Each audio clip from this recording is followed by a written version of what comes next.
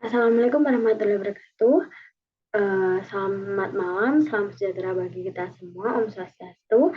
Perkenalkan nama saya Miftahul Galifia Putri dengan NIM 220210102013. Di sini saya akan menjelaskan tentang implementasi Google Classroom untuk meningkatkan pembelajaran fisika pada siswa SMA atau MA. Nah, di sini saya akan membagikan sedikit materi tentang hal tersebut. Di sini saya akan memenuhi tugas pengantar teknologi informasi dengan dosen pengampu Bapak Alek Harijanto MSc MCI dengan judul implementasi Google Classroom dalam meningkatkan pembelajaran fisika di SMA atau MA. Nah, sebelumnya ini adalah biodata saya. Saya merupakan mahasiswa dari Prodi Pendidikan Fisika Universitas Jember angkatan tahun 2022. Nah, pada materi ini kita mendapatkan pokok pembahasan, ada 6 pokok pembahasan, yaitu yang pertama pengertian teknologi pendidikan, yang kedua pentingnya teknologi pendidikan, yang ketiga definisi implementasi Google Classroom, yang keempat kelebihan Google Classroom dalam pendidikan fisika, yang kelima yaitu tujuan pembelajaran melalui Google Classroom, yang keenam yaitu cara mengaplikasikan Google Classroom. Nah, yang pertama, pengertian teknologi pendidikan. Kita pasti tahu kan ya, antara teknologi dan pendidikan itu sangat berkaitan erat, apalagi di zaman sekarang ya. Segala hal itu berkaitan dengan teknologi. Jadi teknologi itu semakin berkembangnya zaman, teknologi juga akan semakin berkembang. Jadi teknologi pendidikan itu merupakan gabungan penggunaan perangkat keras dan perangkat lunak komputer dengan teori pendidikan dan praktik untuk memfasilitasi pembelajaran.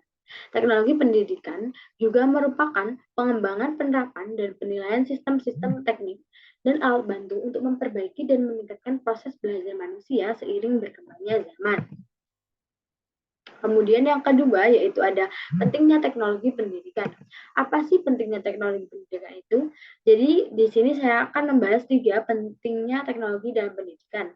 Yang pertama, dapat membuat peserta didik lebih nyaman dan tidak terkesan jenuh atau monoton karena penyampaian informasi melalui teknologi terlihat lebih variatif dan modern.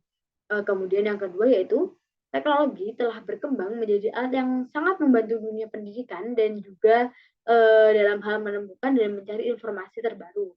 Yang ketiga, teknologi telah berkembang menjadi alat yang sangat membantu dunia pendidikan saat terdapat kendala untuk bertatap muka di kelas. Bisa menggunakan media teknologi seperti Google Classroom agar masih dapat bisa menerima pembelajaran. Kemudian yaitu yang ketiga, definisi implementasi Google Classroom. Nah, Google Classroom sendiri merupakan salah satu produk dari Google. Google Classroom merupakan layanan online gratis untuk sekolah, lembaga non-profit, dan siapapun yang memiliki akun Google. Google Classroom memudahkan siswa dan guru agar tetap terhubung baik di dalam maupun di luar kelas. Nah, Google Classroom merupakan tempat untuk berbagai kegiatan belajar mengajar secara lengkap dengan menggunakan kelas daring. Dengan kelas daring dapat digunakan untuk membuat kelas, membuat materi di kelas, membuat penugasan, serta mengundang pendidik dan peserta didik. Yang keempat yaitu kelebihan dari Google Classroom untuk pembelajaran online. Ada beberapa kelebihannya. Saya akan mengambil beberapa yang sangat menonjol dari Google Classroom ini. Yang pertama yaitu mempermudah interaksi guru dan siswa secara online melalui platform pembelajaran. Nah, dalam Google Classroom ini kita bisa berkumpul dan bisa mengadakan pembelajaran di balik layar. Jadi kita tidak perlu datang ke sekolahan untuk kegiatan pembelajaran. Yang kedua yaitu pembelajaran menjadi lebih efisien. Jadi kita itu tidak perlu khawatir kalau kita telat ke sekolah atau bagaimana. Nah, tapi ini kita melakukan kelas daring ini apabila ada kendala-kendala ya teman-teman, seperti misalnya gurunya tidak bisa hadir di kelas atau terjadi bencana alam, terjadi pandemi, jadi kita bisa menggunakan Google Classroom. Jadi kita masih bisa melangsungkan pembelajaran secara daring. Yang ketiga yaitu lebih praktis dan akses yang mudah karena dilaksanakan secara online. Kita hanya membutuhkan handphone atau laptop, bisa juga membutuhkan kuota atau WiFi. Yang keempat yaitu tidak peduli dimanapun Anda berada, kalian itu bisa mengakses dan menghubungkan ke Google Classroom tanpa harus datang ke sekolahan. Jadi seperti pandemi COVID-19 2 tahun yang lalu, yaitu tahun 2020, kita dihimbau untuk tidak keluar rumah. Jadi kita tidak boleh keluar rumah karena adanya pandemi COVID-19. Otomatis sekolah-sekolah tutup dan rumah-rumah juga tutup. Nah, kita masih bisa melakukan belajar pembelajaran dari rumah, yaitu melalui Google Classroom ini. Kemudian yang kelima ada tujuan pembelajaran melalui Google Classroom.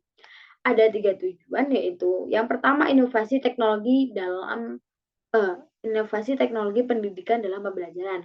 Jadi semakin berkembangnya zaman kan teknologi semakin berkembang. Jadi diciptakannya Google Classroom ini agar kita lebih mudah dalam proses pembelajaran dari rumah atau secara daring. Kemudian yang kedua yaitu media pembelajaran fisika secara online. Yang kita tahu kan fisika itu kan sulit ya teman-teman.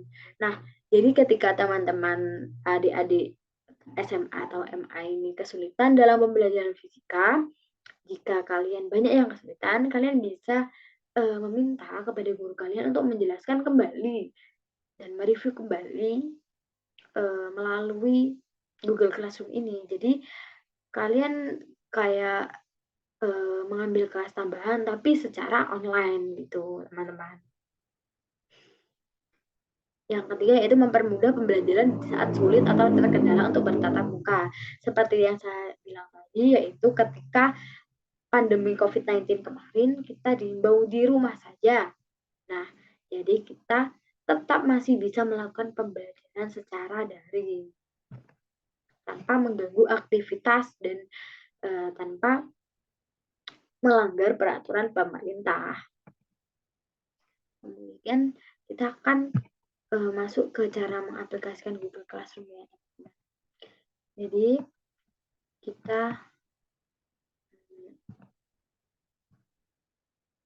masuk ke tahap pengaplikasian Google Classroom. Ini kita buka dulu Google Classroom-nya.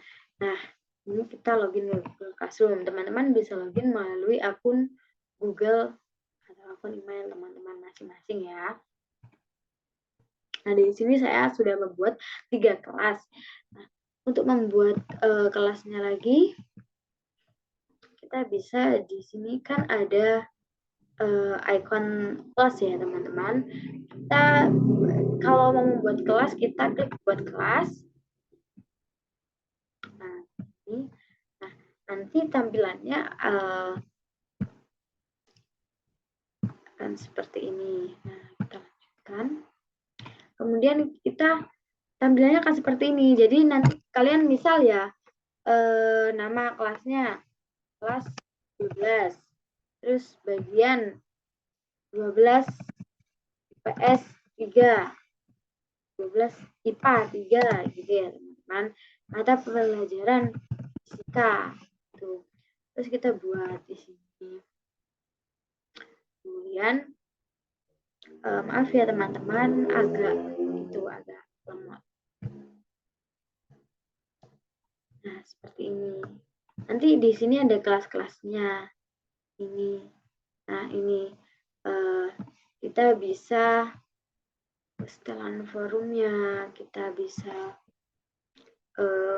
mengupload absensi, presensi, tugas, dan lain sebagainya. Mungkin sekian presentasi dari saya sedikit tentang implementasi Google Classroom ini. Apabila ada kekurangan atau salah kata, mohon dimaafkan. Kurang lebihnya mohon maaf. Wassalamualaikum warahmatullahi wabarakatuh.